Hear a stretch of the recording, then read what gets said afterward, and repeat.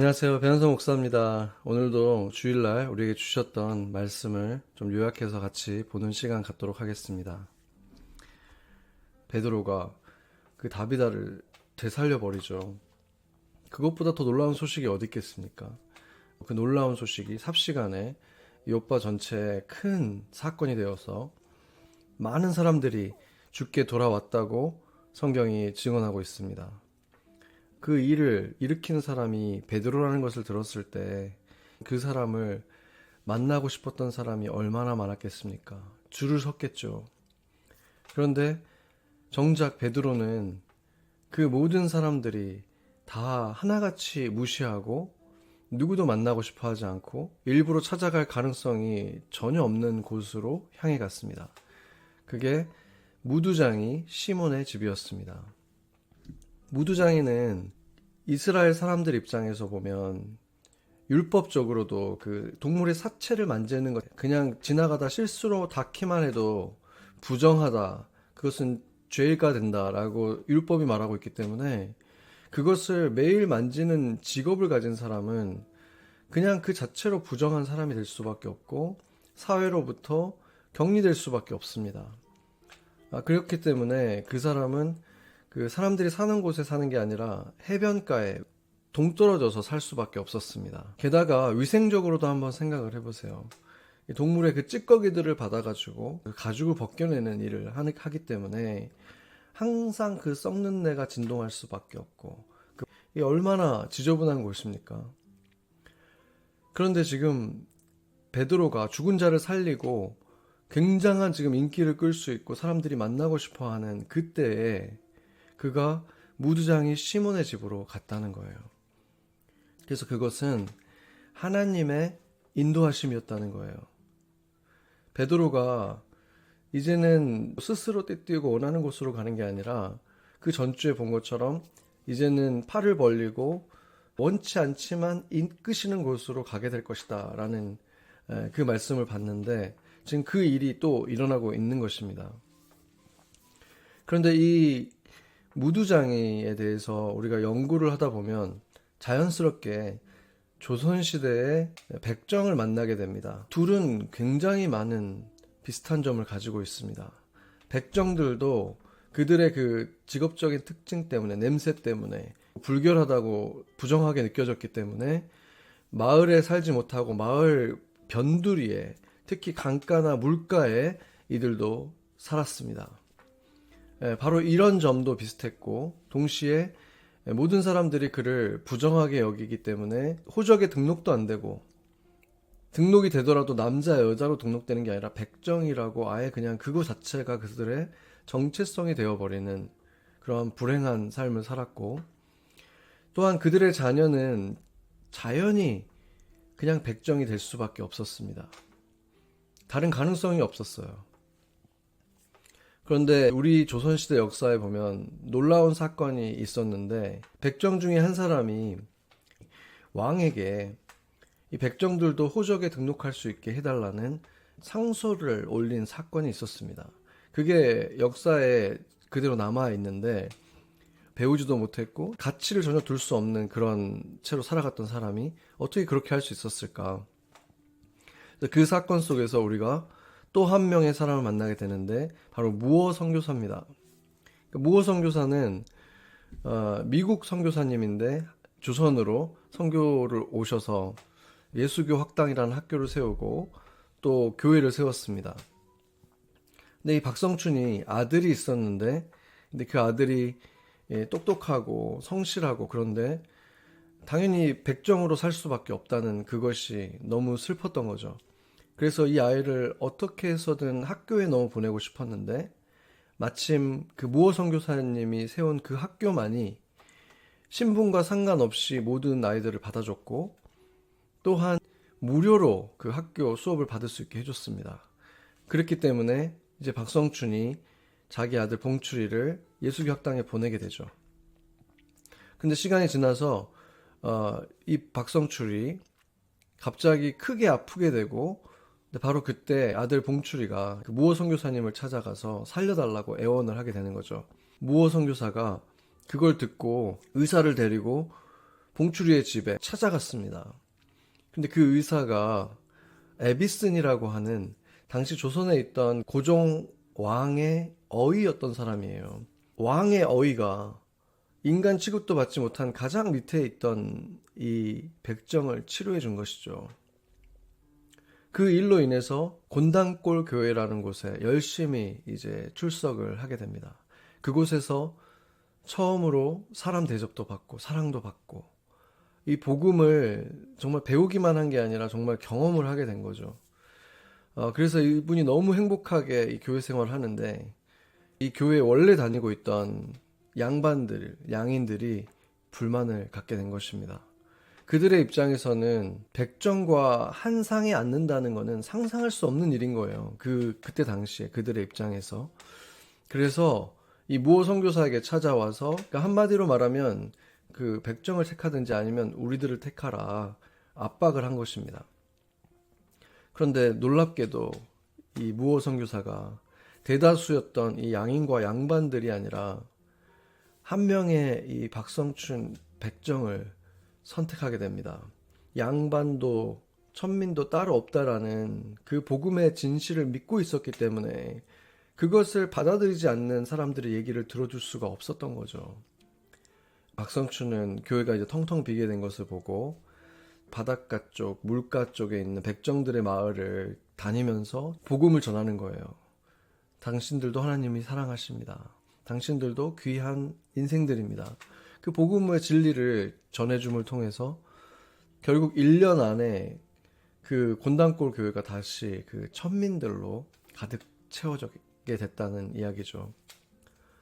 그리고 이 박성출은 결국 민족 지도자까지 됩니다. 이것이 복음이 일으킬 수 있는 능력이죠. 이 한 사람이 이 복음을 만나면서 영원한 진리를 보게 된 것이죠. 하나님의 고귀한 자녀다라는 것을 볼 수 있게 되자 이 엄청난 일이 일어난 것이고 그를 통해서 또 수많은 그 백정들, 천민들 또한 같은 경험을 하게 됐고 아들이었던 봉추리는 박서양이라는 이름을 갖게 되고 한국의 최초의 근대 의사 7명 중에 한 명이 되고 결국 그는 만주에 구세 병원을 세우고 그곳에 교회를 세우고 또 학교를 세우게 됩니다. 자신처럼 그냥 백정의 아들로 살아가다가 마쳤을 수 있는 인생들을 하나님 뜻 안에서 자신의 진짜 가치를 알아볼 수 있게 되고 그 무한한 가치를 보면서 하나님의 자녀답게 살아갈 수 있게 됐다는 것이죠. 무두장의 시몬의 마음은 아마 박성출의 마음과 비슷하지 않았겠습니까? 지금 모든 사람이 만나고 싶어 하던 예수 그리스도의 제자, 죽은 자를 살리는 이 베드로가 자기의 집에 방문했을 뿐 아니라 거기에 머물렀다고 하거든요. 그렇다면은 이제 이 공간은 찾아오고 싶은 공간이 되고 하나님의 영이 머무는 공간이 되는 것이죠. 이제 축복의 상징이 되는 거예요. 이 무두장의 시몬의 집이 백정의 집이 교회가 되는 것입니다. 이 놀라운 일을 일으킬 수 있는 것이 바로 복음이고 하나님은 바로 이러한 일을 하기를 원하십니다. 저는 이 말씀을 준비하고 또 제가 저에게도 적용하고 들어보면서 지금 우리가 가고 있는 그 선교지 생각을 하지 않을 수 없었던 것 같아요. 가면 정말 많은 고생을 할 수밖에 없는 그곳으로 내 돈을 들여서 간다는 것은 내 힘으로 내 의지로 결정하기는 정말 어려운 일입니다. 특히나 이번에 다른 그룹들이 조인을 하게 되는데 역대 가장 많은 사람들이 가게 되면 저도 막상 이제 준비를 하다 보니까 뭔가 부담스럽고 불편하게 느껴지는 일들이 굉장히 많아요. 예전에 우리 팀이 주로 갔을 때는 그래도 내가 다 사랑하고 잘 아는 사람들이고 그러니까 서로 배려도 충분히 할 수 있고 그들이 뭘 할 수 있는지 뭐는 어렵겠는지 이런 것도 제가 알기 때문에 자연스럽게 모든 게 이루어질 수 있었는데 이번 같은 경우는 불확실성이 너무 크기 때문에 이거를 생각하면 이제 굉장한 어떤 스트레스를 받을 수밖에 없는 거예요. 저만 받는 게 아니라 같이 가는 우리 교회 성도들도 아마 받을 수밖에 없겠죠. 그 상황을 이제 제가 겪으면서 이게 일이 너무 커졌다 하는 생각이 순간순간 들 수밖에 없습니다. 근데 그럼에도 불구하고 주님의 눈으로 이것을 바라보면 주님이 정말로 이것을 이끄신 게 아니면 이런 일이 일어날 수 있는가?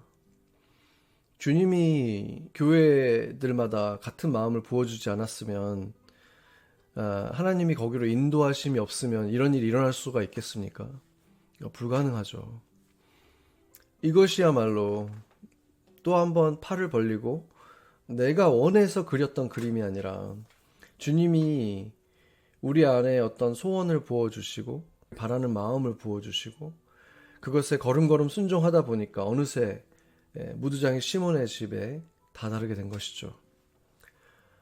그리고 그곳에 우리가 순종하며 갔을 때 무두장의 시몬이 박성춘과 같은 하나님의 귀한 일꾼이 되고 그 시몬의 자녀들, 가족들 또한 이제는 세상으로부터 격리되고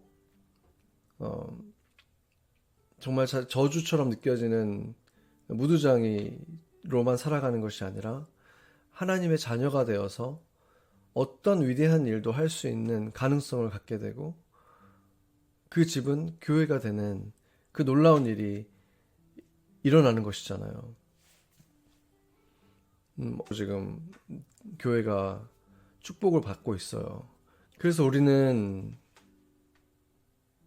내가 원하는 길이 아니라 주님이 지금 나를 어디로 이끄시는가를 계속해서 볼 수 있어야 되고 그것을 찾아야 하고 그 문이 눈앞에 보일 때 주저함 없이 그 길로 향해 갈 수 있어야 합니다. 그럴 때 우리를 통해서 죽은 다비다와 같은 사람이 살아날 것이고 평생 백정으로 살아갔어야 되는 사람이 누군가를 살리고 영향을 끼치는 박성춘이 되는 것이고 누구도 찾지 않는 무두장이의 집이 사람들이 하나님을 만나기 위해서 찾아오는 축복의 문이 되는 것입니다. 여러분에게 있어서 무두장이 시몬의 집은 어디입니까? 너무 멀리까지 생각할 필요는 없어요. 지금 내가 할 수 있는 일, 지금 내가 옮길 수 있는 한 걸음, 그것을 옮기면서 따라가다 보면 우리는 무두장의 시몬의 집에 다다라 있을 것입니다. 그리고 그것을 통해서 하나님이 생명을 살리고 나에게도 그 기쁨을 나눠주실 것입니다. 같이 기도하겠습니다. 사랑하는 주님, 우리가 가고 싶은 곳, 우리 눈에 좋아 보이는 곳, 그러나 어떠한 보장도 되지 않는 그곳이 아니라 우리가 스스로 원치는 않지만 주님께서 우리가 가기를 원하시는 곳을 우리에게 보여주시고 그곳으로 이끌어주는 은혜가 있어서 감사합니다. 우리의 원함들을 내려놓을 때 주님의 나라를 위한 그 걸음을 더 우선시할 때 주님께서 참으로 우리에게 가장 좋은 삶, 가장 복된 삶, 참된 평안이 있고 내가 주님의 인도하심을 받고 있다는 그 확신 속에 자유함을 누릴 수 있음을 우리에게 계속 보여주시고 말씀하여 주시니 감사합니다. 우리가 계속해서 그러한 참된 평안, 참된 자유함 누리는 이 공동체, 우리 한 사람 한 사람 되게 하여 주시옵소서. 우리를 오늘도 인도해 주시는 사랑하는 예수님의 이름으로 기도드렸습니다. 아멘.